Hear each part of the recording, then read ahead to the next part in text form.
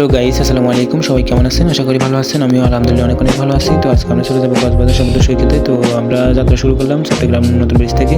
তো আমরা কক্সবাজারে আসার পরেই প্রথমে গেলাম কক্সবাজার রেল স্টেশনের পরিবেশটা উপভোগ করার জন্য। তো এখানে দৃশ্যটা সেরা ছিল, এখানের পরিবেশটা অনেক ভালো। তো আমরা এখন চলে যাবো কলাতলির দিকে। কলাতলি যাওয়ার আগেই আমরা যাচ্ছি যে এখন স্বাগতম কক্সবাজার।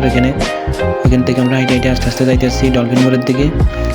তো আমরা এখন ফাইনালি চলে গেলাম ডলফিন মোড়ে। তো এটা আসলে ডলফিন মোড় না, এটা আছে কলাতলি মোড়। সবাই ডলফিন মোড় নামেই চিনে। তো আমরা এখন চলে যাব বিচের দিকে। তো এই বিচের দিকে যাওয়ার পরেই আমরা দেখতে পাচ্ছি এখানে অনেকগুলো দোকানে বিভিন্ন ধরনের সামুদ্রিক জিনিস পাওয়া যায়, ঝিনুক টিনুক অনেক কিছু, মাছ শুটকি। তারপর আমরা চলে যাব সাগরপাড় দিয়ে আমরা সুগন্ধার দিকে। তো সুগন্ধার দিকে আমরা যাওয়ার পথে দেখতেছি অনেক সিটগুলো সবগুলো খালি। এই টাইমে একটু মানুষজন কম থাকে, আর এখানে সবসময় মানুষ থাকে যে সুগন্ধার দিকে বেশি, আর এমনিতে বৃহস্পতিবার শুক্রবারের দিকে একটু বেশি থাকে মানুষ।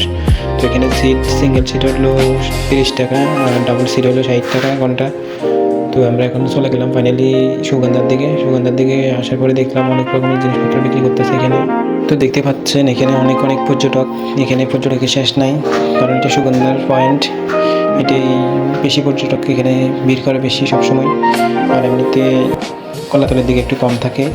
তো এখানে পেয়ে যাবেন ছোটো বাচ্চাদের জন্য বিভিন্ন ধরনের খেলনা, তারপরে ঘোড়া রাইডিং, তো আরও অনেক কিছু আছে এরকম। তো আপনি চাইলে সাগরে স্পিড বোটও রাইডিং করতে পারবেন। তো আমি এখন চলে গেলাম একটু উপভোগ করার জন্য। পরিবেশটা অনেক ভালো লাগতেছিলো, হালকা হালকা বাতাস, সাগরের ঢেউ অনেক ভালো লাগতেছে।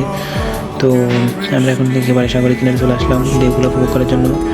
একটার পর একটা ঢেউ আসতে রয়েছে, অনেক উঁচু উঁচু ঢেউ, দেখলে অনেক ভালো লাগে, মনটা একেবারে ভরে জায়গা। তো আমরা এখন সাগরের ঢেউ উপভোগ করার পর আমরা এখন চলে যাবো একটা সামুদ্রিক দোকানে, যেখানে বিভিন্ন ধরনের সামুদ্রিক জিনিস পাওয়া যায়, ঝিনুক, শামুক টামুক অনেক কিছু, অনেক ধরনের ইয়েগুলা দেখলে অনেক সুন্দর লাগে। এগুলো বাসা বাড়ি সাজানোর জন্য অনেক সুন্দর দেখাবে তখন। তো দোকানের এগুলো সবগুলো দেখার পর আমরা একটু চলে গেলাম চা বাগানের ভিতরে যাওয়ার পর দেখতেছি বিমান এত নিচে যাচ্ছে, মনে হচ্ছে হাত দিয়ে ধরে ফেলতে পারবো। তো আজকের ভিডিওটাই পর্যন্ত।